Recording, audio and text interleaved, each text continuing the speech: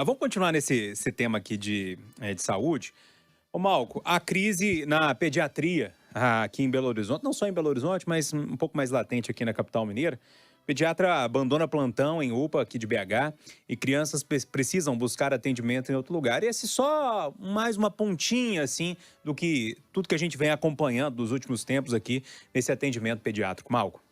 De novo, mais um problema de gestão da área saúde.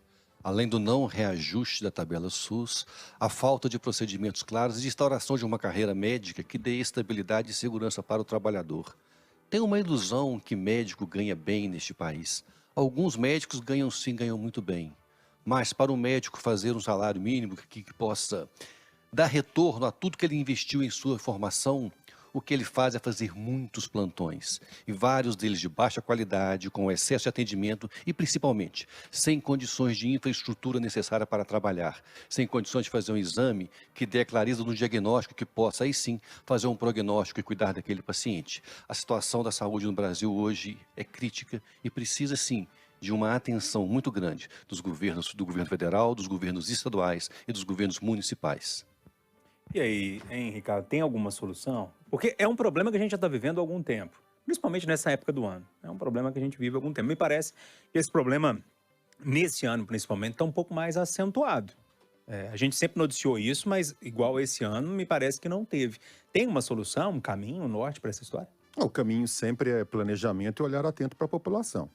Que nunca, ou raramente em poucos lugares, a gente consegue encontrar esse poder público. Agora, uma coisa me chama a atenção nesse caso específico, né? São duas coisas que me chamam a atenção. Número um é o próprio profissional, né? Que teve um problema pessoal, sei lá, uma dor de barriga, seja lá o que foi que fez ele sair do plantão. Você imagina, senhor profissional, se é que eu posso te chamar de profissional, você imagina se Deus o livre, tá? Acontece um problema sério de saúde dentro da sua casa, você liga para o SAMU, e a pessoa do SAMU fala assim, olha, agora não rola te atender não, porque a gente saiu ali para poder, sei lá, resolver algum problema. E a outra questão da prefeitura. A própria prefeitura, de uma certa forma, acabou justificando, dizendo que o profissional teve um problema particular. Bom, a prefeitura, então você tem que ter alguém de plantão, de reserva, para poder ficar no lugar da pessoa. Essa é a questão, sabe, Júnior? Voltando à sua pergunta. Tem solução? Tem. O dia que alguém lembrar que tem população. A não ser na hora de recolher os impostos e pedir voto, né? Pois Eduardo, eu olho para essa situação e penso assim, pô, que problema pessoal que é esse? Acho que é a grande pergunta que a gente tem que fazer. Eu fiz essa pergunta para Alexandre Botinho quando eu entrei na redação, e você chegou na redação e fez a mesma pergunta para ele. Qual o problema pessoal? Porque eu não sei, a mãe estava morrendo, um filho engasgou e estava morrendo, não sei. Eu acho que se for nesse sentido, eu até entenda que o profissional saia correndo, porque ele não vai ter cabeça para atender ninguém, né? Se for um problema desse tamanho. Mas dependendo do problema pessoal, aí é complicado. Me parece que a prefeitura teria que falar qual é esse problema, né? Mas esse é o detalhe. É aí que mora. O que mais me incomoda, eu não tenho medo de nada que é transparente. Eu não acho nada que é transparente absurdo. Eu tenho medo do que não se diz. Ô, Júnior, fazer uma comparação maluca aqui. Eu vi uma entrevista ontem no jornal do Dávila, que é esse candidato do Novo, tendo que explicar que ele tem 24 milhões de patrimônio. E ele disse o seguinte, falou, eu achei que isso devia ser um tranquilizador para a população brasileira. Vou votar num cara que não precisa roubar. A mim não assusta, eu não sei nada da vida dele.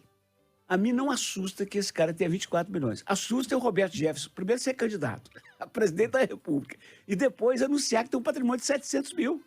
Ora. Então, é isso que enlouquece a gente. É isso que enlouquece a gente. Por exemplo, nós estamos na crise horrorosa de pediatras. Aí o pediatra não está lá. Os pais começam a reclamar. Aí vem para Itatiaia. Eu falo assim, o que aconteceu? A prefeitura fala assim, ele teve um problema. Ué, eu estou perguntando a mesma coisa que o Kertman e você. Se ele está com problema sério, fala o que é para a gente tranquilizar. Senão eu vou começar a falar, o irresponsável mais os sindicatos médicos vão ficar tristes comigo. E como disse, o mal com os médicos bons que lutam vão ficar tristes. Entendeu? Mas é inadmissível. O que eu acho que é inadmissível é que a criança chorando, doente, não seja atendida porque o médico tem um problema particular e o outro não vai. Não, imagina o Jornal da Itatiaia não vai ao ar porque os apresentadores do dia, o Júnior teve um problema pessoal que ele teve que ir lá visitar o pai dele, passar tempo, e a Cátia chegou atrasada porque veio de ônibus quebrou. Vamos para o próximo assunto, que é onde doer. Deixa eu só pegar mais esse ponto com o Malco, porque ele não falou desses dois pontos que a gente estava comentando, Malco. Ainda nesse assunto do pediatra, o Ricardo parece que me tocou num ponto importante, porque, olha, se tem só um pediatra, é o mesmo que não ter nenhum, porque qualquer problema, uma dor de barriga, você não tem atendimento na UPA. A medicina não pode trabalhar com o tempo no limite para as atividades, né? Tem que haver uma segunda opção, tem que haver um plano alternativo. E o grande problema é esse, na falta de recursos, na falta de estruturação dos sistemas, não há plano alternativo. As unidades agem sempre no seu limite e qualquer problema vira um problemão. Não há capacidade de superação de pequenas coisas que acontecem no dia a dia, exatamente pela falta de estrutura oferecida tanto a profissionais quanto ao repasse dado para os gestores para a execução dos procedimentos necessários. É o que a gente chama na área técnica de redundância, né? Se o transmissor aqui na rádio queimar o principal, você tem um secundário que entra imediatamente para a rádio não ficar fora do ar. O que eu vou falar agora não é provocação ao sindicato, dos médicos, nem ao Conselho Regional de Medicina. Eu tenho uma médica e meia em casa, né? Eu tenho uma médica e outra a caminho de ser. Então, eu não vou julgar contra os médicos gratuitamente. Você não acha que tinha que ter uma auditoria, uma fiscalização mais permanente de prefeitura, de governo de estado, de Câmara, de Assembleia e dos próprios conselhos em cima desses profissionais? Eu concordo com o Malco. Ganham mal, más condições de trabalho. Mas fiscalizar o cumprimento da escala do plantão, ora bolas. Isso é o mínimo, né, Eduardo? É o mínimo, né? é o Qualquer mínimo. profissional, todos nós estamos sujeitos à fiscalização do pendurado de trabalho e algumas categorias. Então, sem contar que tem uma coisa que a gente precisa dizer também, né? O uso de atestados para não ir para o trabalho. É muito fácil para o médico conseguir um atestado e, às vezes, se ausentar do trabalho. Isso. E se está ruim, pede demissão, deixa um lugar para outro. Mas me parece que é isso que está acontecendo, né? Não estão pagando o que deveria pagar e aí todo mundo vai abrir uma porta ali no qualquer bairro aí e vai atender particular, né? Um finge que paga, outro finge que trabalha, e o pobre finge que está curado. É o resumo.